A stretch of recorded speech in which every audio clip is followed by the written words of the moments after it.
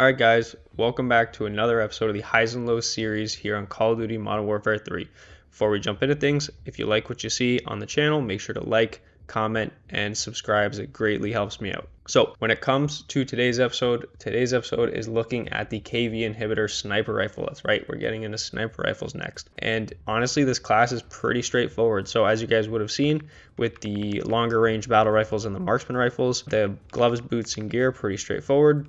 Ghost, Stalker, and Marksman, they help with those long range engagements, frags, stuns, and trophies. And for the gun itself, as you guys know, I love me a nice suppressed weapon. So we've got the CAS7 integrated suppressor, increases the bullet velocity and damage range, and makes it nice and suppressed. And then you guys also know I like the 2.5 sight, which is why I have that on. And then last but not least, everything else here is used to maximize the ADS speed. So the FSS laser sight, the Ivanov wood stock, and the broadside factory grip. So that's what we've got rocking, and without further ado, we'll go ahead and we will jump right into the gameplay. Jumping into domination on subbase here for our first map, and we are starting this off with a bang. So we get a single kill there. We duck down to hide, and then boom, we get a collat. You will see that that is first of many this episode, so keep an eye out throughout the episode. So when it comes to the KV inhibitor sniper rifle, there were a lot of things that I liked about this gun, if I'm being completely honest with you. So one of the things that I did like, and I'll kind of elaborate this a little bit more in a little bit, but is the rate of fire. So when I mean the rate of fire, I mean in comparison to the other snipers. So obviously the CAT is a bolt action, and then the longbow also a semi-auto, but I feel like this one shoots a little bit quicker than the longbow. So I like the rate of fire for this. When it comes to the one-shot kill potential, I really like that as well.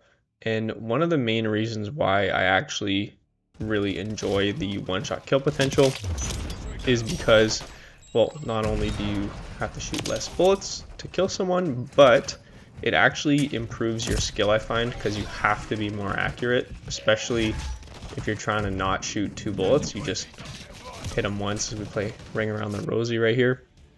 But yeah, so I feel like it improves your skill level a little bit when it comes to shooting people, and when you return to, I guess you could say, normal guns. Like I said, you kind of learn how to hit those high damage areas, so like the opponent's upper chest or their head, right? So it makes your shot a little bit better and takes a little bit to get used to, but once you get used to it, it almost feels like a cheat code, because you just have to hit the trigger once and you're chilling. And then I guess the last thing that I think I enjoy quite a bit about this gun isn't necessarily specific to the KV, but more just in general. You guys will have known this after the past episodes, but having a suppressor on my gun, get absolutely spit on. But yeah, just having a nice suppressed gun, especially with the one-shot guns, just feels so nice. Here you can see again, you're just posted up, and 1, 2, and then third one pops up, boom. There's nothing more satisfying, and when it's suppressed, it feels real good. Here we go, jump into a hardpoint on underpass. This was a play that when it happened, I was really a big fan. I knew there was a guy in this building, bank a stun off, slide across, so he expects me to chow again, jump in, and knife him in his side. So that was a play that, showing off the IQ a little bit. So one of the things I did not like, and it kind of doesn't make sense compared to the one of the pros I gave, but I actually didn't like the rate of fire of this gun. So if you did end up missing a shot, you ended up, like you're more likely to die if you miss a shot, because the rate of fire compared to other guns, so the ARs, SMGs, is so much faster, being a semi-auto gun, so it just kind of makes sense that way. That's just kind of the only thing I could really think about, honestly. Keep your eyes peeled on the gameplay here. Boom, collat number 2 of the video. That is right. So that's really the only thing I could think about for this gun. The movement wasn't terrible.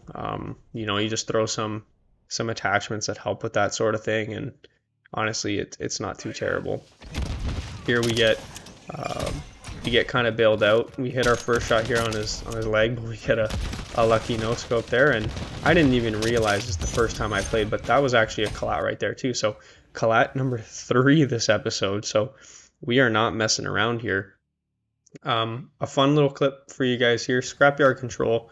As you can see up top, we are down 2-1 with 4 lives to 2. So we only have 2 lives. Joey gets a kill there. Huge out of him. But let's see if we can clutch this to extend the game a little bit. So we work together. He gets a second one because he's a beast. He does end up dying, but I get the trade. And see the last guy. I know where he's kind of playing from.